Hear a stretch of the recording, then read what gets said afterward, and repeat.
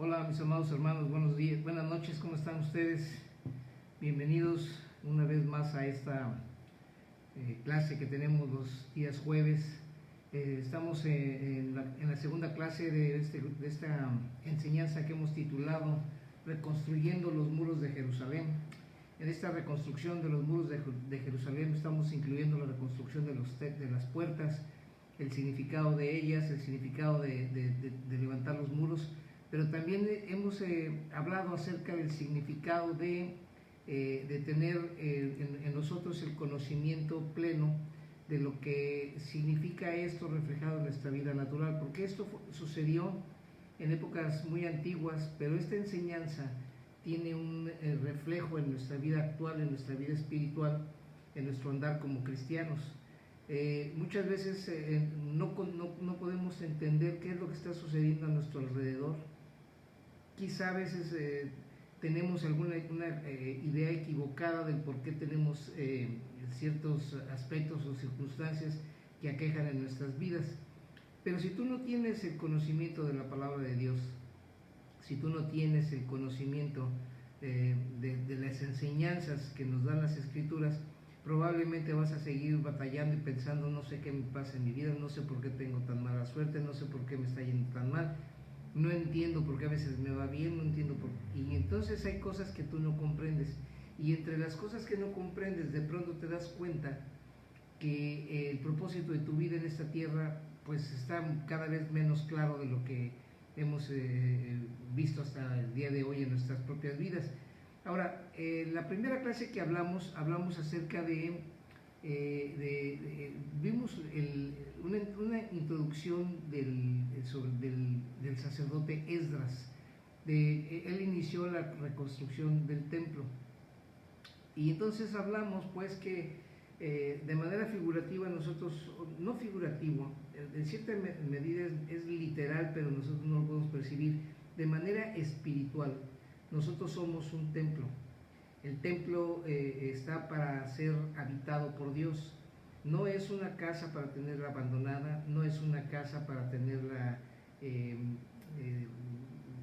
no sé, dañada, grafiteada, pintada, descuidada. No, tenemos que entender que nuestro cuerpo, nuestra manera de vivir tiene que honrar a quien va a vivir dentro de ti, porque la palabra de Dios es muy clara. A veces recitamos algunos versículos que realmente no lo estamos comprendiendo de manera real o de manera con la enseñanza que nos da la palabra. Hemos escuchado muchas veces Gálatas 2:20, y muchos de nosotros no sabemos de memoria esto, ¿verdad? Ya no vivo yo, mas Cristo vive en mí, y lo que ahora vivo en la carne lo vivo en la fe del Hijo de Dios, que bla, bla, bla.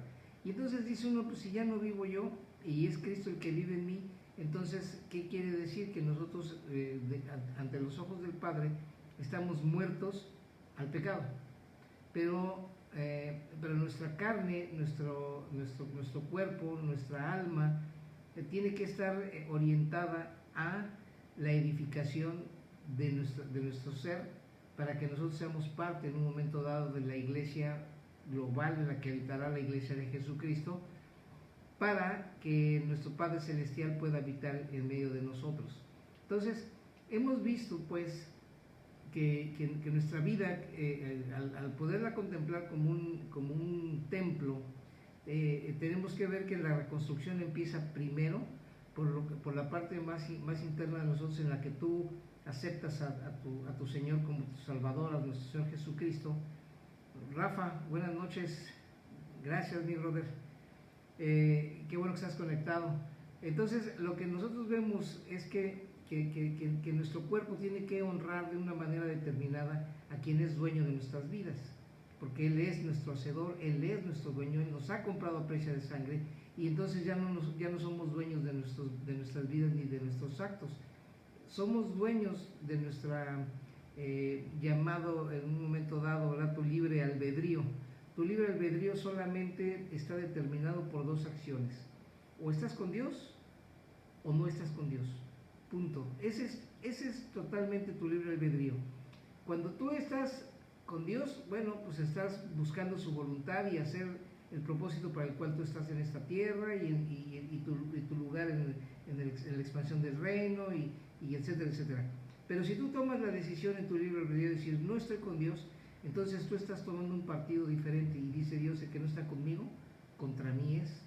Y entonces quiere decir que tú estás en contra de Dios, y cuando tú estás en contra de Dios, obviamente todo lo que tú hagas está siendo bloqueado, estás perdiendo la bendición, estás perdiendo muchas cosas, y tú buscas a través de tus propios medios, a través de tus propias fuerzas, el encontrarte a lo mejor haciendo pactos que no deberías con gente, con humanos, quizá en otras circunstancias, con medios que no tienen nada que ver con Dios, pero que si los ángeles, que si las cartas, que si los brujos, que la astrología, que si los cuarzos, la nueva era, etcétera, etcétera, y todo ese tipo de cosas, todo eso es ponerlo delante o primero que Dios, y por lo tanto tú no estás con Dios, tú estás del otro lado, y dijo el Señor, el que conmigo no está, contra mí es.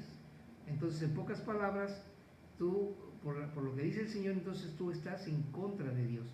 Entonces, lo primero que requiere uno es reconsiderar el retomar el camino nuevamente en busca del Señor. Y cuando tú empiezas en eso, entonces tú empiezas a reconstruir un altar dentro de tu ser. Tú levantas un altar en el que tú te vas a sentar a adorar a Dios, o tú vas a alabarlo y a bendecirlo y a tener un tiempo de comunión con Él. Y cuando tú haces eso, estás reconstruyendo el altar. Entonces desde ahí partes para poner cimientos. Y vimos también en Esdras 3, capítulo 3, versos del 10 en adelante, que habla sobre de quiénes son los que establecen los cimientos del templo. Bueno, ¿y qué es lo que establece los cimientos del templo? Bueno, tu tiempo de alabanza, tu tiempo de adoración, y ese es el punto en el que tú tienes que cimentarte junto a la roca que es Jesucristo. Y entonces esa fue la primera parte que vimos. Obviamente tenemos que dejar ya de lado porque ya pasamos esa clase, y vamos a iniciar el día de hoy con los primeros capítulos del libro de Nehemías. Los voy a ver de pasada, yo les recomiendo que lo lean, es una enseñanza muy bonita, muy preciosa, en la que tú vas a poder entender sesgos del liderazgo, vas a poder entender sesgos del propósito divino, vas a poder entender propósitos y llamados, vas a poder ver coordinación, muchas cosas que la palabra te enseña a través del libro de Nehemías. Debo considerarte primero que la palabra Nehemías, el nombre Nehemías, significa consuelo, o Dios reconforta, o Dios consuela. Eso es lo que significa el nombre de Nehemías.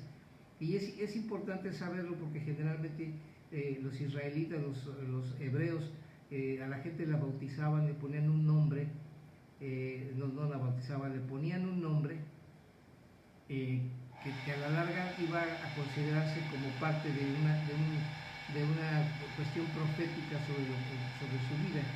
Y hoy vamos a empezar hablando que Nehemías, aquel que significa Dios nos consuela o Dios nos reconforta, él fue el dedicado a levantar el tercer retorno. Vamos a hablar de esto. Vamos a empezar hablando de dos retornos. Acordémonos que el pueblo de Israel había sido deportado, no en este caso el pueblo de Israel, en este caso era el pueblo de Judá, del reino del sur. Ellos fueron llevados cautivos por los babilonios, y después de un determinado tiempo, después de 90 años, ellos reconsideraron las circunstancias, leyeron al profeta Jeremías y entendieron que era tiempo de regresar a Jerusalén. Pero de toda esta gente que pudo haber sido la que regresara a Jerusalén, solamente el 5% de la gente permitió el ser influenciado de parte de Dios para regresar a la tierra. Es lo mismo que pasa hoy en día. Tú le hablas a la gente para que reconsidere su camino y vuelva hacia Dios, y la gente dice, estamos mejor así como estamos, no hay necesidad de que yo vuelva. Yo estoy aquí, yo puedo seguir bendiciendo a Dios desde aquí. Y quien está en el mundo pues no está con Dios, está en contra de Dios. Y entonces regresó solamente un determinado grupo que Dios le llamó el remanente. Entonces Dios siempre trabaja con remanentes, con poca gente que responde al llamado de Dios. Eunice, gracias por conectarte, hermana, Dios te bendiga. Entonces consideremos pues que el primer retorno del pueblo de Judá hacia la ciudad de Jerusalén, la encabezaron Zorobabel y el sacerdote Josué. Ellos comenzaron la reedificación del templo, pero se detuvieron porque encontraron la oposición. Luego fue llamada la atención hacia el pueblo por el profeta Ageo y por el profeta Zacarías, y con el empuje, con la motivación que les dio el profeta Ageo y el profeta Zacarías, ellos determinaron regresar para seguir levantando el templo hasta poderlo terminar. Después vino un segundo retorno, que es el que hablamos hace 8 días. Este fue dirigido por el sacerdote Esdras, el sumo sacerdote Esdras, cuyo llamado fue edificar espiritualmente al pueblo de Dios, que es aún más importante que levantar paredes físicas. ¿Por qué? Porque él empezó a hablarles sobre la palabra de Dios. Él tomó una semana, un tiempo en el que se dedicó a enseñarle a la gente. Él y los sacerdotes levitas fueron a enseñarle al pueblo, porque el pueblo dice que no podían entender la palabra porque habían tenido casi 100 años de haber estado como cautivos en Babilonia, y muchos de ellos ya no hablaban bien ni fluidamente ni podían entender bien el idioma de los hebreos. Sí, hay un ruido fuerte, perdóname, pero es que es la bomba del agua y no la puedo parar. En un momento dado se va a detener. Le decía yo pues que el pueblo de Israel había necesidad de ser levantado espiritualmente por una razón muy simple. El pueblo había perdido totalmente la visión del pueblo de Dios como pueblo escogido. Habían dejado de leer las escrituras. La gente no estaba acostumbrada a leer las escrituras.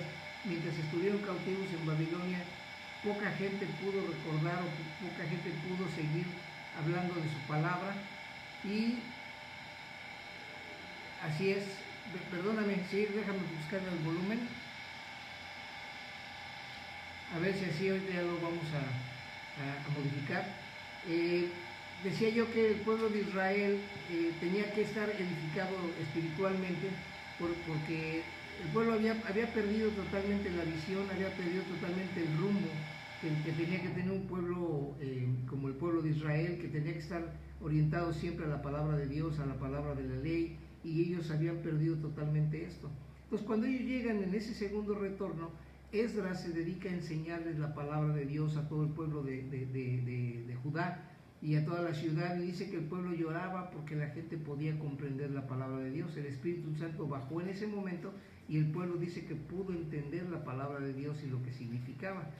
Y después de esto hubo un tercer retorno, o otra oleada de gente que salió de Babilonia para regresar a poblar la ciudad de Jerusalén, y esta fue encabezada por Nehemías. Nehemías había sido él un copero del rey. Déjame buscar aquí mi primera la escritura, la tenemos aquí en Nehemías 1. Ok, entonces déjame leerte un poquito de lo que sucedió. Él trabajaba allá en Susa, la capital del reino.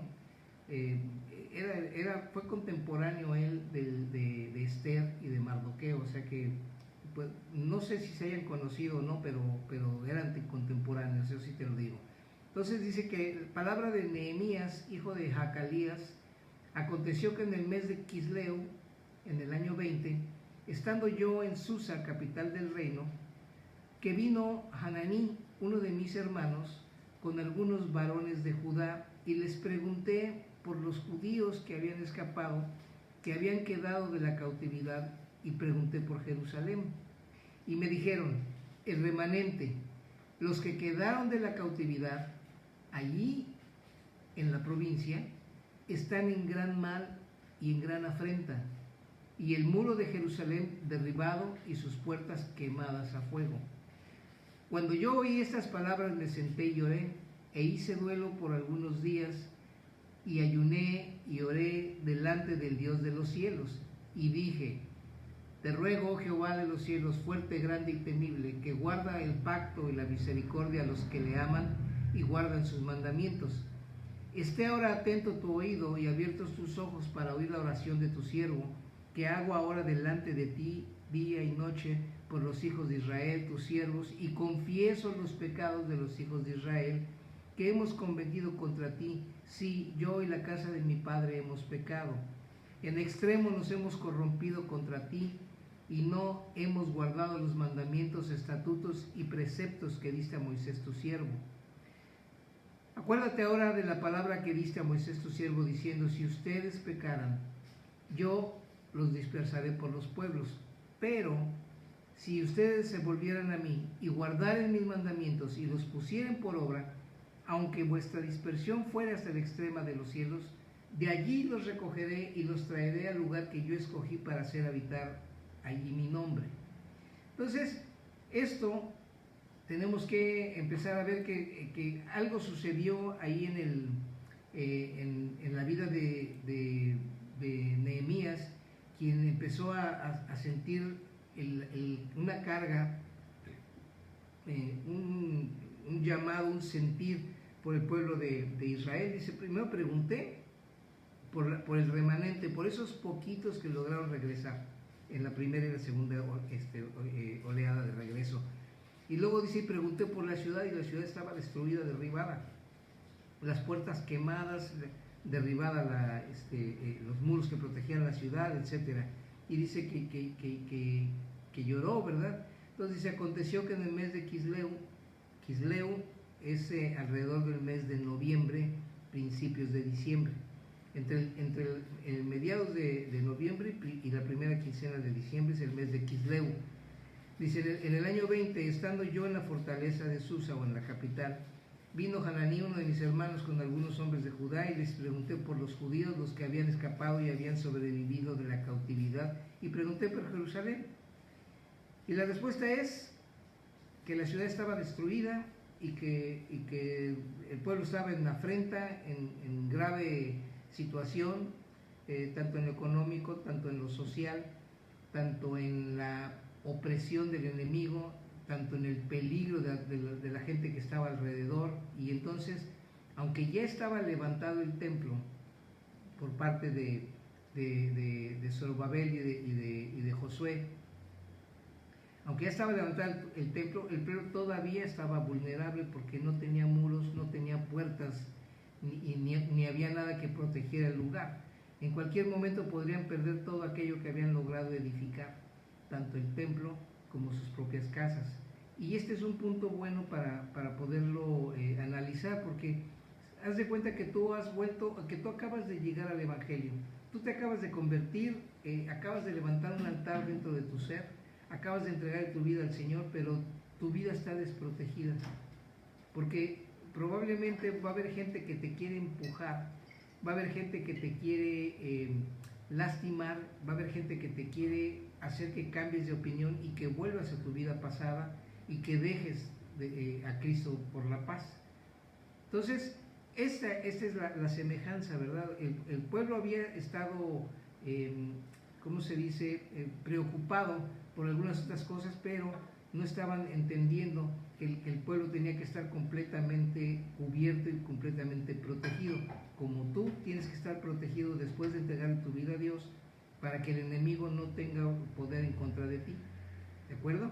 Entonces, esto nos puede pasar a nosotros también en un sentido espiritual. Luego de la salvación, después de haber recibido a Cristo, comenzamos a crecer espiritualmente, aprendemos a orar, aprendemos a leer la Biblia, a veces asistimos a la iglesia, y esto es el equivalente a edificar el templo. Pero esto no es suficiente. Aún podemos estar completamente vulnerables a ataques que vienen de afuera y a retroceder en todo lo que hemos avanzado. No hablamos de perder la salvación, no te estoy hablando de eso, sino que puedes perder la bendición de Dios, y una bendición que Dios tiene disponible para ti, y que esa disposición está dada por Dios de antemano. El libro de Nehemías comienza con una pregunta del estado del pueblo de Dios. Él dice: ¿y cómo está Jerusalén? ¿Cómo está el pueblo de Dios? Y nosotros nos debemos hacer esa pregunta el día de hoy: ¿cómo está nuestra vida después de haber recibido a Jesús en nuestra vida? Permítame un segundo.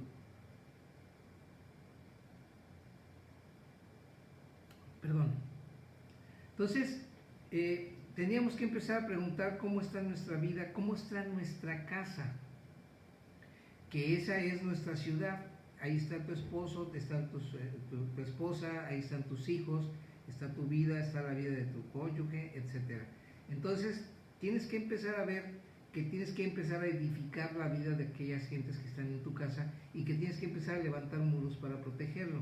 Y la manera de levantar muros es lo que estamos analizando en estas enseñanzas. De antemano te digo que empezar a edificar los muros es cerrar puertas al enemigo, es levantar y protegerse en contra de pensamientos, en contra de ideas, en contra de soberbia, en contra de lo que te puede sentir o que te puede dañar en tu familia, ¿no? Entonces, el libro de Nehemías comienza con esa pregunta: ¿cómo debemos de estar? Y en este tiempo de ayuno, preguntarnos: ¿están nuestros muros levantados? ¿Nuestros muros están caídos? ¿Tenemos puertas abiertas para el enemigo, por donde se puede colar el enemigo a nuestras vidas? Esa es la lección que nos enseña el libro de Nehemías. Ahora, él empieza con algo, dice que empezó a ayunar y empezó a orar. Dice: estuve de duelo muchos días pensando que mi ciudad estaba destruida.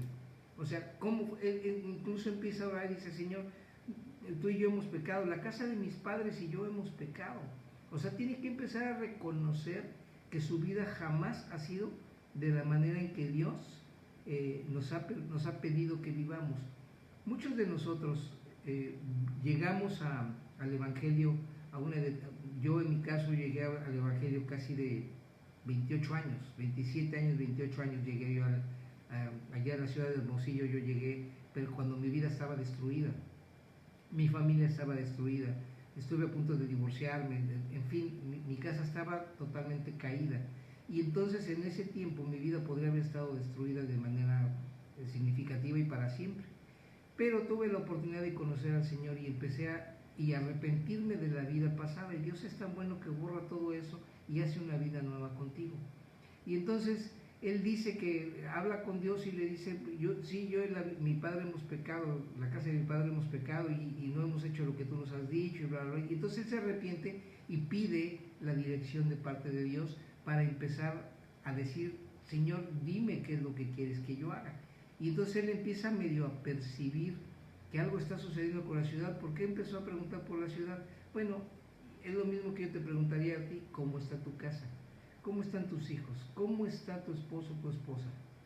Y entonces tú me vas a decir: pues mi casa está bien en apariencia, o mi casa está mal porque sí hay broncas. Pero entonces, ¿qué quiere decir que nosotros tenemos que hacer para restaurar? Y restaurar es decir, cómo dejar las cosas como estaban en el principio. Eso es restaurar. Entonces Nehemías dice: y cuando yo oí estas palabras, me senté y lloré. Cuando me di cuenta que la ciudad, la casa de mis padres estaba deshecha, e hice duelo algunos días y estuve ayunando y estuve orando delante del Dios del cielo.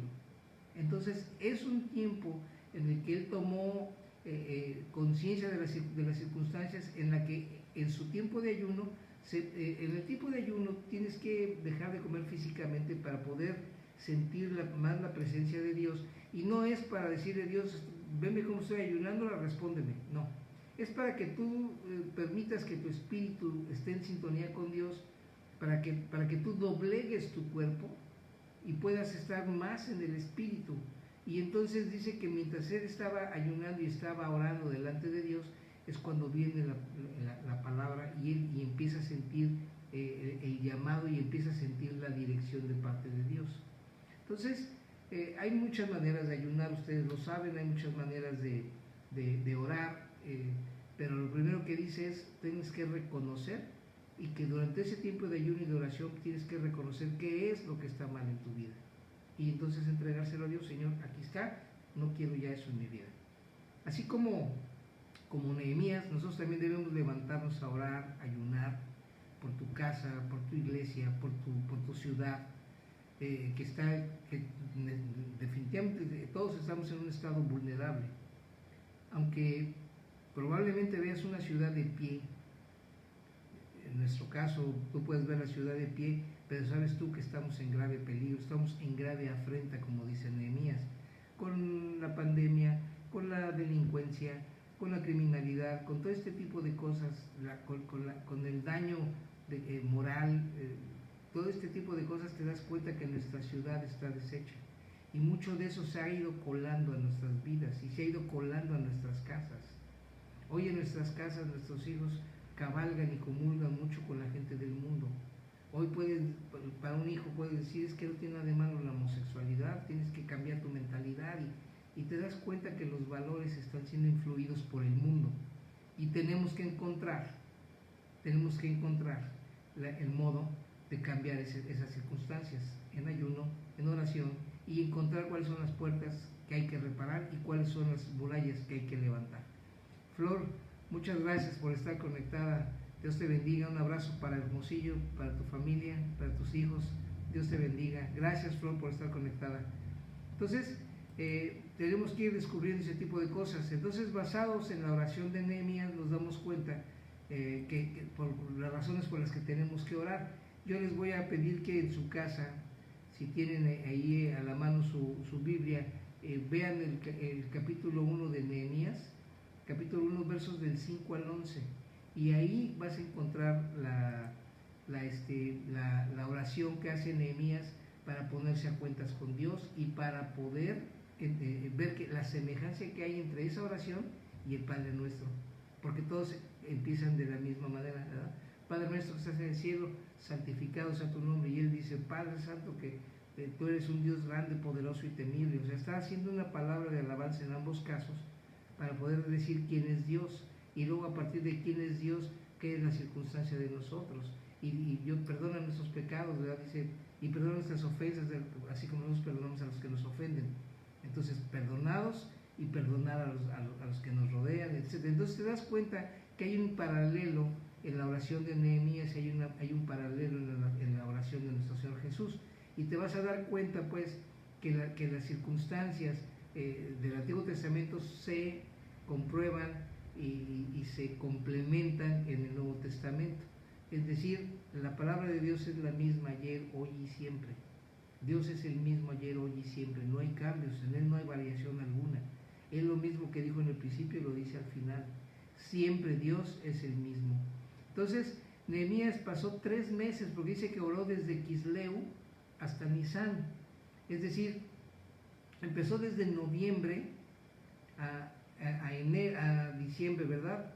Enero, febrero y casi marzo. O sea, estás hablando de casi 4 meses que estuvo en tiempo de oración. Y ese tiempo de oración fue de ayuno y constante ayuno y constante oración, para poder entender qué es lo que Dios le estaba pidiendo. Y entonces, esos 4 meses él estuvo preocupado por ese pueblo, lo que quedaba del pueblo remanente allá en la tierra de promesa, en Jerusalén. Todo ese tiempo estuvo orando, ayunando, mientras que seguía trabajando como copero del rey, ¿verdad? Él trabajaba de copero. Acordémonos que un copero es el que comía primero para ver si no envenenaban al rey. Entonces tenía que ser un hombre de mucha confianza, tenía que ser un hombre en el que estuviera la total confianza del rey para saber que no lo podía traicionar, ¿verdad? Entonces, en su carga, en su rostro, algo notó el rey, que decía, algo no anda bien con Nehemías, porque no lo veo como siempre. Entonces dice en Nehemías 2, versos 1 y 2, dice, aconteció que en el mes de Nisán, es decir, 4 meses después de que él preguntó por la ciudad, dice, en el año 20 del rey Artajerjes, estuvo ya el vino delante de él. Tomé el vino y se lo di al rey, es decir, primero lo prueba él para que no esté envenenado. Yo nunca había estado triste en su presencia. Y el rey me dijo, ¿por qué está triste tu rostro? Tú no estás enfermo, eso no es más que tristeza de corazón.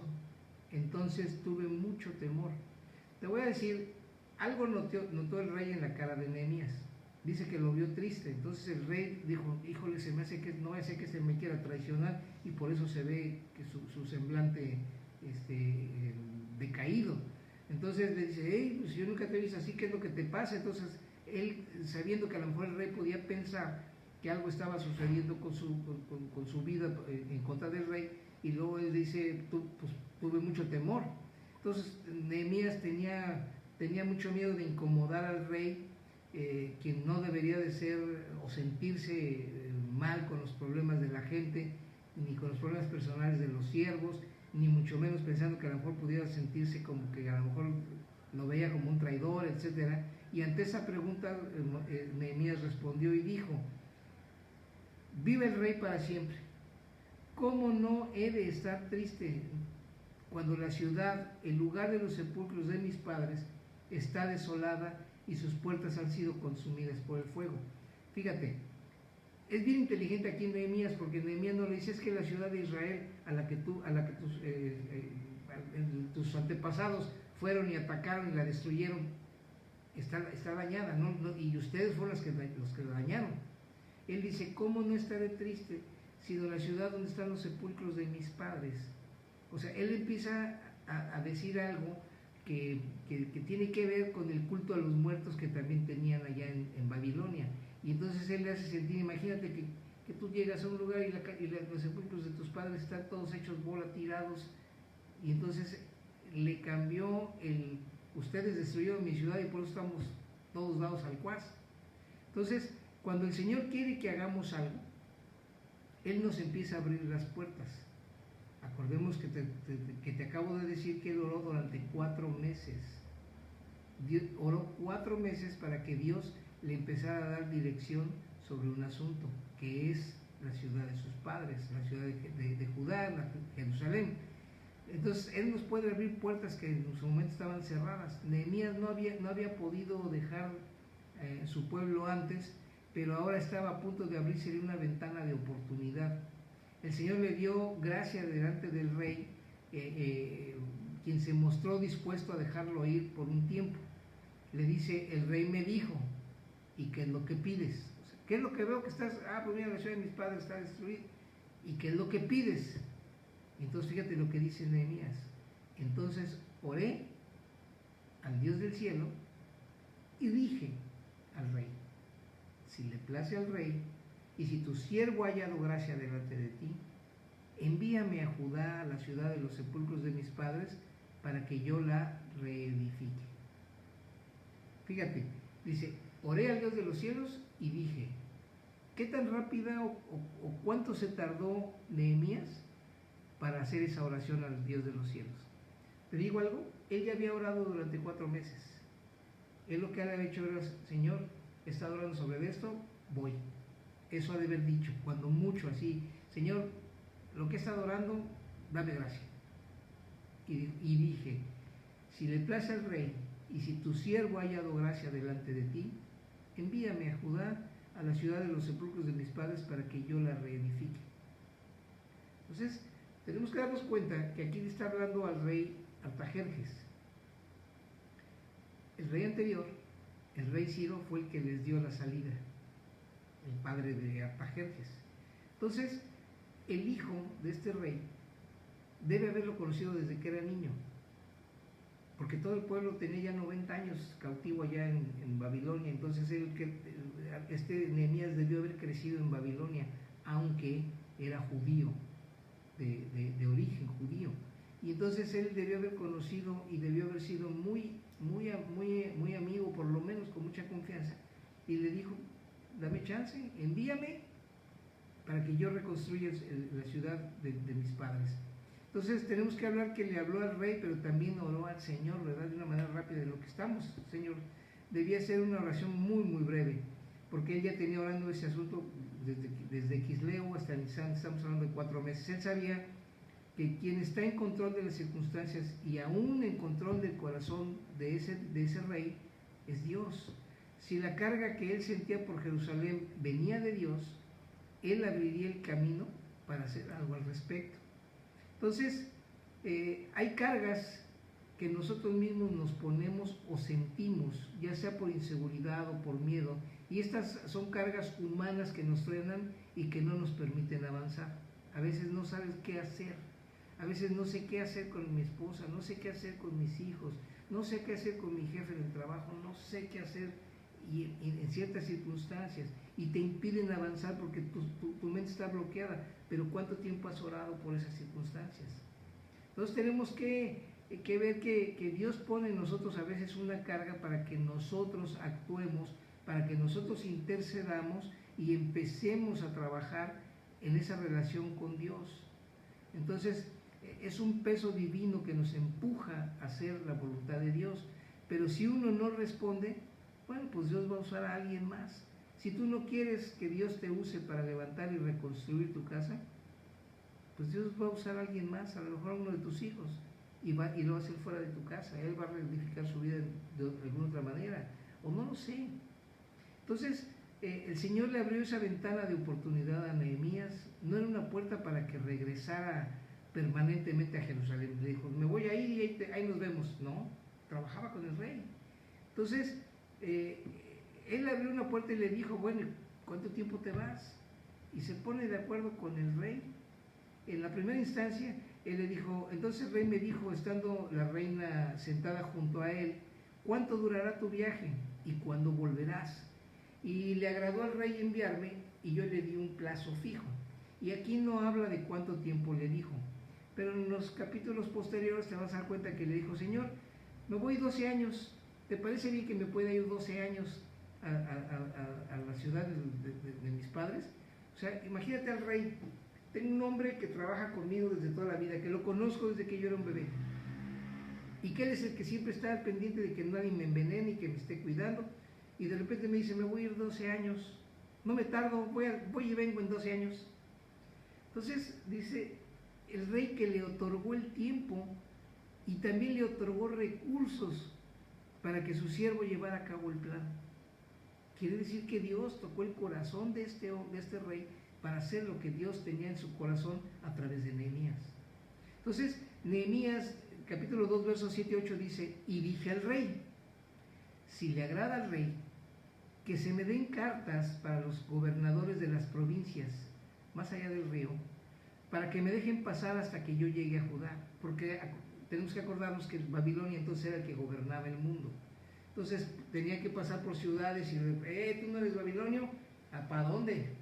¿Verdad? ¿Eres judío? Sí. Y no, tengo una carta salvoconducto del rey que me puede franquear el paso. Entonces él ya tenía, durante esos 4 meses, él ya tenía organizado qué era lo que le iba a pedir al rey. O sea, determinó exactamente cuáles eran sus necesidades para reconstruir la ciudad que tiene.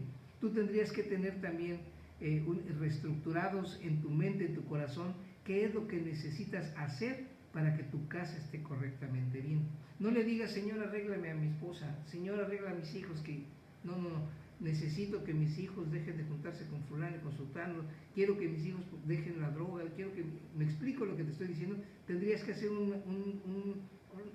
algo detallado para que tú le pidas a Dios.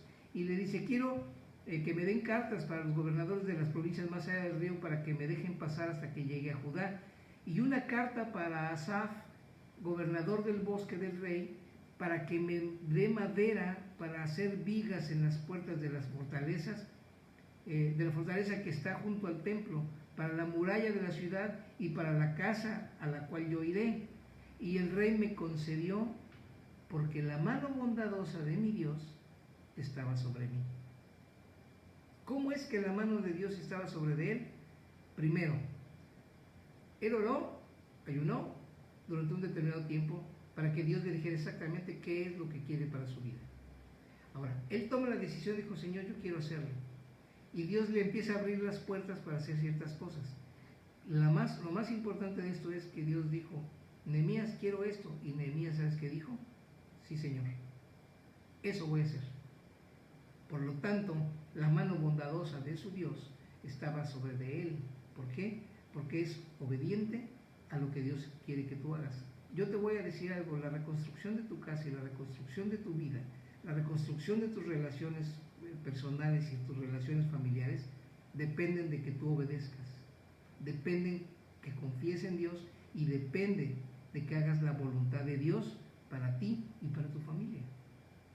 ¿Me explico? De nuevo, vemos que Nehemías reconoce que Dios es quien está en control.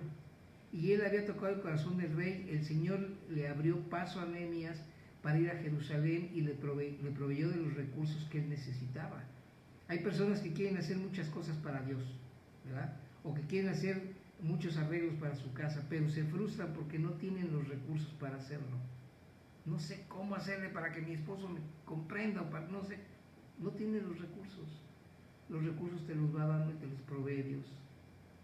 Tal vez su intención puede ser buena, o tu intención puede ser buena, pero lo más seguro es que lo que deseas hacer no es precisamente lo que Dios espera de ti.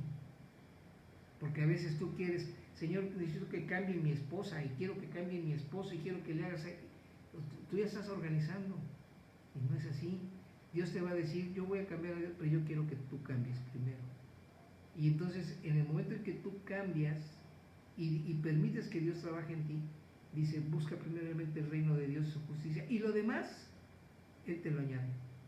¿Me explico lo que te estoy diciendo? Entonces, tienes que confiar en que Dios tiene que hacer las cosas para ti. ¿De acuerdo? Entonces, Él nos va a abrir camino aún en el desierto, dice la palabra, y nos dará todo lo que necesitemos para alcanzar su propósito. Cuando se abrió la ventana de oportunidad para él, Nehemías no perdió tiempo. De inmediato se puso en acción y fue directamente a Jerusalén.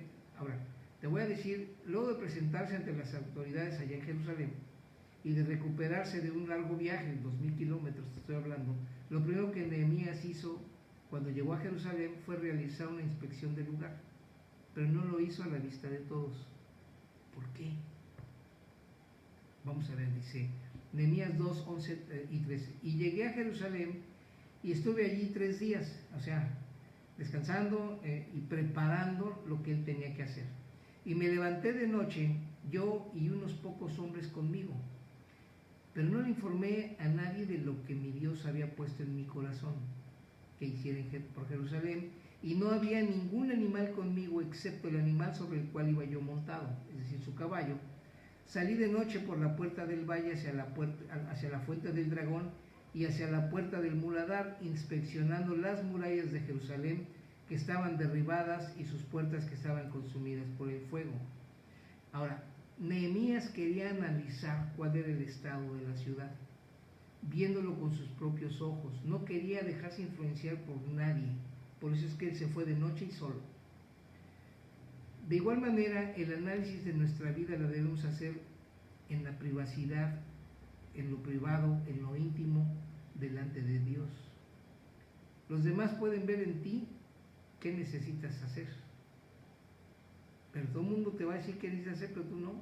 Entonces necesitas ponerte de acuerdo con Dios para que Dios te diga qué es lo que tienes que cambiar. Por eso es que tienes que hacerlo de manera privada, igual que Nehemías. Los demás podrán ver lo superficial, pero solo uno mismo y Dios pueden ver el corazón realmente de la persona. ¿En qué estado estaba la ciudad de Jerusalén? ¿En qué estado está nuestro corazón? Necesitamos hacer un alto, primero mirar de manera introspectiva, es decir, hacia adentro. Una vez que lo dediquemos a tiempo a meditar y a inspeccionar cómo está nuestra vida, preguntémonos, ¿hay algo que no está bien? ¿Hay algo que podemos mejorar? ¿Cómo podemos sobreedificar? ¿Cómo podemos limpiar el terreno? Porque ve que la ciudad estaba toda llena de piedra, estaba toda rocosa, tirada, ¿verdad? Entonces, ¿cómo podemos limpiar nuestra vida? Eso aplica para nosotros en lo espiritual. Mira lo que dice Jeremías 1:10. Mira que te he puesto en este día sobre naciones y sobre reinos, para arrancar y para destruir, para arruinar y para derribar, para edificar y para plantar. O sea, ve lo que te está diciendo aquí. Te he puesto aquí sobre de naciones y sobre de reinos. ¿Con qué propósito? Para arrancar y destruir. Lo que está mal, tengo que arrancar de mi vida lo que está mal. ¿Qué tengo que destruir? Lo que está dañando a mi familia, lo que está dañando a mi persona, lo que está dañando a mi iglesia, lo que está dañando a mi ciudad. Para destruir, para arruinar y para derribar. Es decir, no, eso de derribar es no quiero, todos mis pensamientos altivos van para abajo. Tenemos que derribarlos, arruinarlos, destruirlos, y dice, para que después, para edificar y para plantar.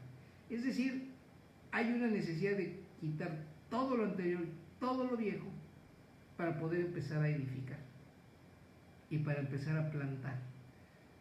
Entonces, hay cambios que hay que hacer en nuestras vidas. Casi tan pronto como llegó a Jerusalén, Nehemías fue a inspeccionar los muros y las puertas de la ciudad. Lo curioso es que lo hizo de noche, ¿verdad? Que dijimos. Dice, es extraño que haya escogido la noche, sí, ya dijimos. Dice, los oficiales, en Nehemías 2:16, los oficiales no sabían a dónde había ido yo, ni qué había hecho, ni tampoco se los había hecho saber todavía a los judíos, ni a los sacerdotes, ni a los nobles, ni a los oficiales, ni a los demás que hacían la obra. Ahora, en lo espiritual, la noche representa los momentos difíciles en la vida. Cuando estamos en medio de problemas, no podemos ver bien las cosas. Todo se mira oscuro. Sin embargo, en la adversidad es cuando la gente más busca a Dios. También nosotros podemos buscar en medio de esos momentos oscuros cuál ha sido la raíz y la causa de nuestros problemas. Ahora, cuando te estoy diciendo, no quiere decir que literalmente tengas que hacer las cosas de noche. Lo que te estoy diciendo es que tú busques un momento a solas, en el que nadie te distraiga, en el que tú puedas encontrar qué es lo que Dios está haciendo contigo y qué es lo que quiere que tú hagas, ¿verdad? ¿Qué fue lo que vio Nehemías en su inspección?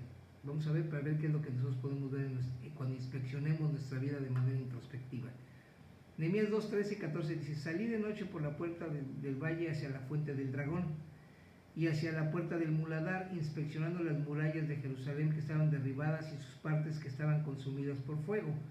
Pasé luego por la puerta de la fuente hacia el estanque del rey, pero no había lugar para pasar mi cabalgadura.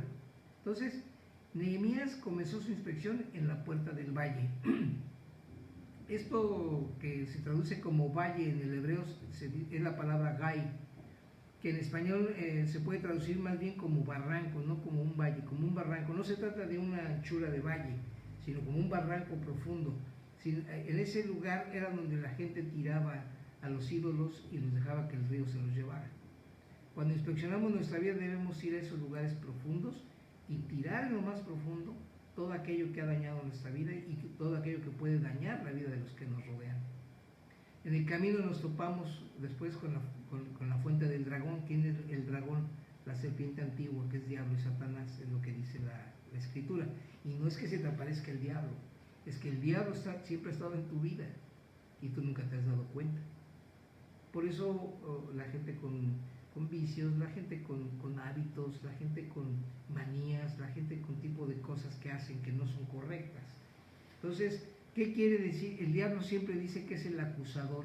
Cuando tú ves eso dices, híjole, Dios mío, y te va a decir, eres un adúltero, eres un ratero, y entonces dices, sí, Señor, reconozco que soy todo eso, pero también sé que tú eres un Dios poderoso que me puede limpiar.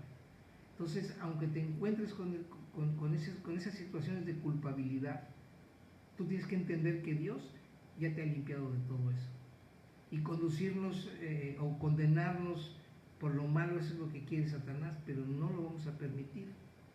Ahora, mira lo que dice Zacarías, dice, me mostró al sumo sacerdote Josué, hablamos de Josué y de Zorobabel, que son de los que vinieron en la segunda oleada, esto lo dice en Zacarías, dice, el cual estaba delante del ángel de Jehová y Satanás estaba a su mano derecha para acusarle. Siempre el enemigo va a quererte acusar de lo que tú eres. Te lo digo de esta manera. Yo cuando recién me convierto a Cristo me dice a la gente, pues si yo te conozco, eres el borrachote, pero si te conozco, tú eres un adúltero, vato. Te conozco, eres un trance en el trabajo, te conozco, o sea, la gente te está acusando o Satanás te acusa a través de la gente y te sientes culpable y te sientes chiquito y te sientes hipócrita. No, Dios ha quitado todo eso, para eso murió Cristo, una sola vez y para siempre, para quitártelo, pero debes de entenderlo. Y aquí dice que él llegó, caminó, atravesó el valle, llegó a la fuente del dragón y ahorita vamos a ver a dónde fue. Dice que después fue a la puerta del muladar, es decir, el muladar es donde tiraban toda la basura de la ciudad y se la llevaban para tirarla en un barranco. Quiere decir que Dios le dice, ya ahí está todo lo que Satanás ha hecho con tu vida, ve y tíralo al muladar, al basurero, y ahí déjalo, ya no lo veas. Entonces dice, y después ya no pude pasar a buscar a la fuente del rey. ¿Por qué? Porque se sentía todavía bloqueado para entrar. ¿Quién es el rey? Aquí el rey representa a nuestro Señor Jesús. Entonces no puedes entrar directamente a ver a Dios, tienes que buscar la manera de limpiar todo ese paso para encontrarte en el camino correcto y ser limpiado por tu Dios completamente. Entonces sabemos que la intención de Dios es tenerte limpio de todas maneras. Nehemías se dirigió a la puerta del muladar, ¿verdad? El muladar es el lugar donde te digo que se echaba el estiércol de los animales, la basura de las casas. No era un lugar agradable, debe de apestar horriblemente, o debió haber apestado terriblemente. Ese lugar es donde nos damos cuenta de que las cosas no estaban bien como parecían, pero es un lugar bueno para ir a tirarlas. Y es un lugar para ir a limpiar el lugar, porque es como en tu casa, tú no puedes permitir que el baño donde se vaya a tirar los desechos, lo tengas ahí lleno de desechos. Tienes que irlo limpiando determinadamente o de manera constante, para que permanezca limpio el lugar de los desechos. Es decir, para que cada vez que tú vayas delante de Dios, pum, tiras tu basura y la desechen. ¿Me explico lo que te estoy diciendo? No dejes que se acumulen, porque tu vida va a empezar a apestar nuevamente. ¿Ok? Así sucede cuando comenzamos a destapar cosas del pasado. Pero aunque este proceso sea desagradable, es necesario. A propósito de examinar nuestros corazones, no es para condenarnos como lo hace el diablo, ¿no? Sino para limpiarnos, pues el Señor quiere traer restauración a nuestras vidas. Esto es lo que queremos hacer en este ayuno. Si tú me lo permites, toma un día a la semana, deja de desayunar y vuelve a desayunar hasta el otro día, y 24 horas de ayuno son muy buenos. ¿No puedes tanto? Ok, come a las 3 de la tarde, duermes en la noche sin cenar, y al otro de la mañana no desayunes y comes hasta las 3, 24 horas de ayuno. Y entonces permite que Dios te ayude a empezar a escarbar que hay cosas mal en tu vida, para podérselas entregar a Dios y empezar a decirle a mí: Satanás ya no me puede acusar. Y puedes ir al muladar a tirar la basura y decir: ahora quiero limpiar este lugar. ¿Me explico? Entonces Nehemías quería seguir adelante, pero no podía pasar al estanque del rey, ya no pudo avanzar. No nos pasa eso a veces también, que quieres estar bien delante de Dios, pero no te sientes limpio, te sientes que estás en un mal estado, que no encontramos la salida, ni encontramos solución, ni la manera de acercarnos a Dios. Pero Nehemías ya no pudo avanzar y tuvo que regresar por donde vino.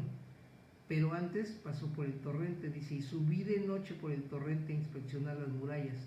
Entonces entré de nuevo por la parte del valle y regresé. Antes de regresar a la puerta del valle, Nehemías pasó por un río conocido como el torrente de Cedrón. Ese torrente de Cedrón es donde digo que se echaban todos los israelitas tiraban todos los ídolos cuando limpiaban la ciudad, ¿verdad? Cuando de repente se acordaban que tenían al Dios de los dioses, y toda la gente que ya empezaba a adorar a otros dioses iban y los tiraban ahí, ¿de acuerdo? Entonces dice en Segunda de Reyes, te voy a decir lo que hacían ahí en el valle de Cedrón, en el torrente de Cedrón. Segunda de Reyes 23, 4, 6 dice: entonces mandó el rey al sumo sacerdote Hilquías, a los sacerdotes de segundo orden y a los guardianes de la puerta, que sacaran del templo de Jehová todos los utensilios que habían sido hechos para Baal, es decir, para otros dioses, para Acera, la diosa madre de los cananeos, y para todo el ejército de los cielos, ¿verdad? El dios Júpiter, el dios Marte, el dios Venus, etc. Y los quemó fuera de Jerusalén en el campo del Cedrón, e hizo llevar las cenizas de esos a Betel, y quitó a los sacerdotes idólatras que habían puesto a los reyes de Judá para que quemaran incienso en los lugares altos de la ciudad de Judá y en los alrededores de Jerusalén. Asimismo a los que quemaban incienso al dios Baal, al sol y a la luna, y a los signos del zodiaco y a todo el ejército de los cielos. También sacar la imagen de Acera fuera de la casa de Jehová, fuera de Jerusalén, al valle de Cedrón. Y la quemó en el valle de Cedrón y la convirtió en polvo, y echó polvo sobre los sepulcros de los hijos del pueblo. Entonces, ¿qué es? Después de haber limpiado todo eso y de echar en el valle de Cedrón todo aquello que durante mucho tiempo nos afectó, ahí lo dejas ir, y dice ahí que es quemado, ahí es deshecho. Te voy a decir que es interesante decir acerca de esto de que fue quemado, porque cuando Dios nos enseña a través del libro de Levítico que uno de los sacrificios de los animales que se hacían, que representan la obra de Jesús, Dice que el holocausto se quemaba todo, los dentros del animal, primero los lavaban y luego los quemaban. Y luego la parte de fuera y la carne la quemaban hasta que quedaba hecha polvito. ¿Por qué? Porque Dios estaba diciendo, quiero que quemes todo lo de afuera y todo lo de adentro. ¿Qué es lo que quedó? Nada. Nada. Si el polvo se pudiera deshacer, lo hubiera deshecho Dios, pero no se puede deshacer el polvito. Entonces lo que te quiere decir Dios es, de todo tu pecado, de todo lo que había, ya no queda nada. Y Dios nos hace entender que tenemos que tirar de nuestra vida toda esa culpabilidad que hemos venido arrastrando por mucho tiempo y tirarla y decirle, Señor, gracias porque has provisto un lugar en la cruz para que yo deseche toda mi culpabilidad, para que yo tire todos los daños que yo he hecho y que ya no haya nadie que me esté acusando, que es Dios quien me ha limpiado. Entonces, y ahora ya sabemos lo que tenemos que hacer, lo que tenemos que limpiar, y todo lo que te resta es iniciar la obra para reedificar tu vida. Y cuando hablo de reedificar tu vida es reorientarla, saber ahora qué es lo que Dios quiere hacer con esta persona, contigo, qué es lo que quiere hacer en tu pensamiento, transformarlo, qué es lo que quiere hacer con tu espíritu, tenerlo en comunión constante con Dios. Nehemías 2, 17 y 18 dice, entonces les dije, vosotros veis la mala situación en que estamos, que Jerusalén está desolada y sus puertas están quemadas a fuego. Vengan, reedifiquemos la muralla de Jerusalén para que ya no seamos un oprobio.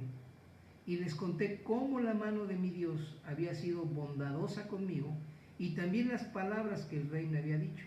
Entonces dijeron, levantémonos y edifiquemos, y esforzaron sus manos en la buena obra. Hoy te digo, hermano, levantémonos y edifiquémonos y hagamos la obra para la que Dios te ha puesto en este lugar. Ahora, casi estamos terminando, ¿verdad? Los enemigos, una vez que empiezas a trabajar en reedificar tu vida, siempre va a haber alguien que esté en contra tuya. En Nehemías 2:10 dice, cuando se enteraron Sanbalat horonita y Tobías el oficial amonita, les disgustó mucho que algunos hubieran venido a procurar el bienestar de los hijos de Dios. Se enojaron porque los hijos de Dios estaban procurando su propio bienestar con Dios. O sea, hay gente que les molesta que tú te hayas hecho cristiano. Hay gente que les va a molestar, ay, no, ese es un aleluya, el vato, hagan y ni le hagan. Y la gente despotrica en contra tuya y está buscando la manera de estarte tirando. Pues el cristianito es el aleluya, dile a aquel. Entonces siempre va a haber alguien que esté en contra tuyo. Entonces los principales enemigos del pueblo judío en esos tiempos eran Sanbalat. La palabra Sanbalat o el nombre Sanbalat significa fuerza. Él era un hombre de Moab, era un moabita. Los enemigos de Moab o los moabitas siempre fueron enemigos de los israelitas que estaban al otro lado del río Jordán. Él era un hombre muy rico, con mucha influencia en tal Sanbalat. Y tenía mucho poder en ese lugar. En su fortaleza estaba en la intimidación y así lograba sus propósitos. Entonces, como él era fuerte, aliado de los babilonios, enemigo por antonomasia de los judíos, pues entonces él decía, yo me siento con todas las de la ley para seguirles echando a esta gente. Y luego estaba el otro, que es Tobías, que él era de los hijos de Amón, también de los amonitas. También le dio del otro lado del Jordán. Curiosamente su nombre significa Jehová es bueno, o Yah es bueno. Representa lo que parece que es bueno, pero no lo es. Nosotros te ayudamos, danos chance de ayudarte a reconstruir la ciudad, pero en realidad eran sus amigos, eran sus enemigos. Luego estaba Gesem el árabe.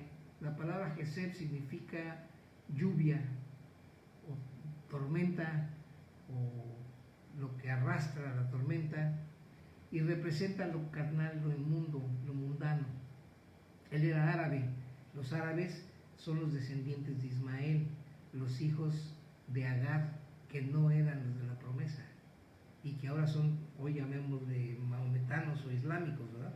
Entonces ellos, sus ataques eran más sutiles. Él actuaba con los otros enemigos y ahí estaba queriéndolos atorar, y siempre iba y los acusaba con los babilonios. Oigan, Esos están chambeando, pero están conspirando contra ustedes. Deberían de mandar un ejército, porque no sea que estos se levanten en contra suya. O sea, siempre estaba echándoles y siempre queriendo meter cizaña. Es lo mismo que hace Dios. El enemigo usa la mentira para engañarnos, pero no debemos creerle, porque lo que él quiere es nuestra destrucción. Ya lo sabemos. Él vino a matar, a robar y destruir, ¿verdad? Juan 8:44 dice: el diablo ha sido homicida desde el principio y nunca se ha mantenido en la verdad, porque no hay verdad en él. Cuando habla mentira, de lo suyo habla, o de su propia naturaleza, porque es mentiroso y es padre de mentira. Entonces, todo lo que te haga sentir mal y que te haga sentirte culpable de algo, es porque Satanás está queriendo que tú lo sientas. La obra de Jesucristo fue perfecta, una sola vez y para siempre. Y solamente es ponerte a cuentas y de arrepentirte y decir: Señor, lo regué, vuélveme a perdonar. Y su gracia alcanza para seguirte perdonando, limpiando, dice la palabra. Su objetivo es hacernos sentir mal, no para arrepentimiento, sino para sentirte condenado. El fin de sus ataques es limitarnos, condenarnos, frenarnos en nuestros avances, dejarnos limitados, sentirnos oprimidos, cautivos. Esto es lo opuesto a lo que Dios quiere contigo, porque cuando nos confronta es para arrepentimiento. Dios a veces va a sentir eso, pero es de parte de Dios. Y el arrepentimiento significa llegar a un cierto lugar, dar media vuelta y regresar por el camino que anduviste. Eso es lo opuesto, y eso es lo que Dios quiere en tu vida. Entonces hay una respuesta. ¿Cuál fue la respuesta de estos enemigos que se fueron en contra de Nehemías al momento de estar reconstruyendo la ciudad? Dice: pero cuando se enteraron Sanballat horonita, Tobías el oficial amonita y Gesem el árabe, se burlaron de nosotros, nos despreciaron y dijeron: ¿qué es lo que están haciendo? ¿Se rebelan en contra del rey? Y yo les respondí, les dije: el Dios del cielo nos dará éxito. Por tanto, nosotros, sus siervos, nos levantaremos y edificaremos, pero ustedes no tienen parte ni derecho ni memoria en Jerusalén. Así que ustedes ni los tomamos en cuenta. Cuando uno no sabe que no sabe que está haciendo la voluntad de Dios, pues te puedes sentir mal, pero cuando sabes que está haciendo la voluntad de Dios, entonces puedes estar seguro que Dios te va a apoyar. Nehemías tenía esa seguridad y su fe estaba puesta en Dios, no en las circunstancias. De igual manera, nosotros debemos pararnos nosotros ante el ataque del enemigo y decirle: el Dios de los cielos nos va a respaldar. Y así vamos a considerar. Primera de Pedro dice: sed de espíritu sobrio, estad alerta. Vuestro adversario el diablo anda al acecho como un león rugiente buscando a quien devorar. Pero resístanle, firmes en la fe, sabiendo que las mismas experiencias de sufrimiento se van cumpliendo en nuestros hermanos en todo el mundo. Y después de que hayáis sufrido un poco de tiempo, el Dios de toda gracia, que los llamó a su gloria eterna en Jesucristo, Él mismo los perfeccionará, Él mismo los afirmará, y Él mismo los fortalecerá, y Él mismo los establecerá. Y Dios nos va a decir: no me importa lo que el enemigo haga, ustedes están en mi voluntad y yo estoy con ustedes. En la lucha contra el enemigo, uno no debe enfocarse en él. Pues perdemos la perspectiva. En que uno debe de enfocarse en Dios. Si el diablo nos dice que no podemos, tú volteas a Dios y decir: sí, Señor, yo no puedo, pero tú sí. Si el diablo nos dice que no podemos, no nos podemos quedar hablando con él. Más bien voltemos a Dios y preguntémosle: Dios, ¿tú qué es lo que piensas? Esto es lo que dice ¿tú qué piensas? Lo único que nos debe importar es lo que el Señor dice, y lo demás debemos de ignorarlo o no aceptarlo. Por lo tanto, la mejor forma de vencer al enemigo es someterse a Dios. Dice Santiago 4:7: por tanto, someteos a Dios, resistan pues al diablo y éste huirá de ustedes. Entonces, por último, para cerrar esta enseñanza, nosotros fuimos llamados a reedificar. Mira lo que dice la palabra. Tal vez también nosotros nos encontremos con paredes que no podemos superar en el momento en que nos disponemos a limpiar nuestras vidas. Pero eso no quiere decir que la inspección haya sido en balde o de oquis. Ahora ya sabemos qué es lo que tenemos que hacer, y lo que debemos limpiar, y todo lo que resta es iniciar la obra como lo hizo Nehemías, ¿verdad? Nehemías 2, 17, 18 dice: entonces les dije, ustedes ven la mala situación en la que estamos, Jerusalén está desolada y sus puertas quemadas a fuego, vengan, reedifiquemos la muralla de Jerusalén para que ya no seamos un oprobio. Y les conté cómo la mano de mi Dios había sido bondadosa conmigo, y también las palabras que el rey me había dicho. Entonces dijeron: levantémonos, edifiquemos y esforcemos nuestras manos para la buena obra. Entonces, en un sentido espiritual, esos muros representan nuestra obediencia al Señor. Tenemos que reconstruir esos muros, que significa que la obediencia a Dios es lo que nos protege de todo el daño del enemigo. El ejemplo más claro de esto es en Job. Él llevaba una vida justa como Dios manda, pero él tenía un muro de protección a su alrededor. El enemigo no podía tocarlo a menos que Dios se lo permitiera para un bien mayor, como podemos verlo. Job 1 del 8 al 10 dice: y el Señor dijo a Satanás: ¿te has fijado en mi siervo Job? Porque no hay ninguno como él sobre la tierra, hombre intachable, recto, temeroso de Dios y apartado del mal. Respondió Satanás al Señor: ¿acaso Job teme a Dios de balde? ¿No lo has hecho tú una valla alrededor de él, de su casa y de todo lo que él tiene por todos lados? Has bendecido el trabajo de sus manos y sus posesiones han aumentado en la tierra. Pues cómo no te va a querer respetar y te va a... No, dijo. O sea, Dios decía, lo que pasa es que esa protección es la obediencia, porque él era un hombre intachable, recto y temeroso de Dios, ¿verdad? Entonces, esa muralla o esa protección era por su obediencia.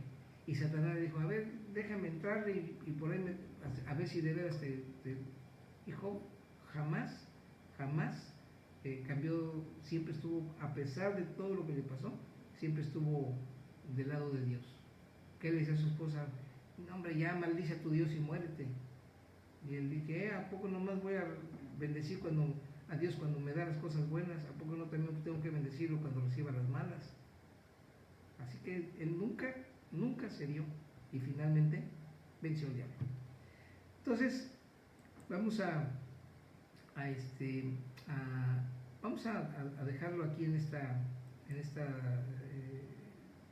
semana, y la próxima semana iniciamos con un poquito vamos a regresar nomás para que tengan un poquito de resumen, y vamos a continuar con la siguiente enseñanza. Entonces, les pido pues que razonen un poquito en esto, lean por favor los primeros 3 capítulos de Nehemías, o los primeros 4 capítulos de Nehemías, para reconsiderar lo que hemos aprendido el día de hoy y podamos entendernos cómo estamos aquí, ¿de acuerdo? Pues Dios les bendiga, Dios les guarde, Dios les dé la paciencia para poderse encontrar interiormente, de analizar su vida y de analizar la vida que tienen alrededor de su familia, de sus hijos, de la manera en que ustedes pueden ser reedificados y reestructurados en cuanto a la apreciación que debe de estar de su vida delante de Dios. Así que yo les quiero animar a que continuemos con esta enseñanza. No quiero tomarles ya más tiempo de esto, sé que el tiempo es bueno en otras circunstancias, pero hoy creo que ha sido bueno para que nosotros aprendamos algo. Así que Dios les bendiga, estamos terminando nuestra enseñanza y espero que por favor se conecten conmigo mañana por Zoom. Si alguno de ustedes quiere conectarse por Zoom conmigo, yo les voy a mandar el link y es muy fácil conectarse a Zoom, y ahí podemos interactuar entre varios y ahí podemos vernos, podemos platicar más directamente. Aquí estoy hablando yo solo, pero si nosotros podemos conectar mañana por Zoom, ya ha habido gente que la semana pasada se puso buenísima la clase y mucha gente realmente salió bendecida. Mañana a 7:30 de la noche, si nos hacen favor, vamos a tener enseñanza vía Zoom, conéctense. El sábado no creo poder estar en vivo, voy a ver si les pongo un video grabado porque voy a tener trabajo y salgo tarde y no voy a poder llegar a tiempo. Entonces, el sábado que entra va a ser un programa grabado y los veo el domingo en la mañana temprano. ¿Ok? Dios les bendiga, estamos terminando. Les mando un abrazo y espero que hayan aprendido algo bueno. Dios les bendiga. Nos vemos. Bye.